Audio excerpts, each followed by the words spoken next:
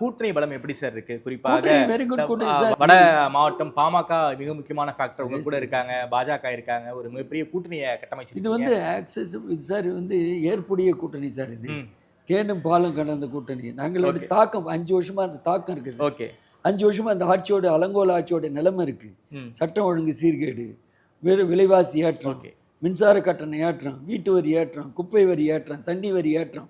புரியலீங்களா? யாருமே வந்து யாரையும் பார்க்கல. எல்லாருமே மாநகராட்சி மேயர் கொண்டு சுயநலம், கவுன்சிலர் முத கொண்டு சுயநலம், சட்டமன்ற உறுப்பினர் சட்டமன்ற உறுப்பினரும் சுயநலம், அமைச்சர் பெருமக்களும் சுயநலம். யாரும் மக்கள் நலன் காக்கப்படாத ஒரு சீர்கட்ட அரசு சார் இந்த அரசு. ஒரு திறனற்ற அரசு. S total fail. அரசோடைய திட்டங்கள் டோட்டல் ஃபெயில். அதான் முதலமைச்சர் இப்படி பண்ண சார். சீஃப் செக்ரட்டரி மாறினாங்கன்னா அப்போ எப்படி நிர்வாகம் இருந்திருக்கணும்? எஸ்டர்டே பெரிய ஷாக் ட்ரீட்மெண்ட் அந்த கவர்மெண்ட்டுக்கு. ஓகே, எஸ்டர்டே ஸ்டேட் ஃபுல்லாக தான் சார் நியூஸு. சீஃப் செக்ரட்டரி மாற்றினாங்கன்னு. சீஃப் செக்ரட்டரி குட் மேன், என்னோட இண்டஸ்ட்ரி செக்ரட்டரி ஆண்டவர். அது டெல்லியிலேருந்து நாங்கள் தான் கொண்டு வந்து, எடப்பாடியில் தான் கொண்டு வந்தார் இண்டஸ்ட்ரி செக்ரட்டரி.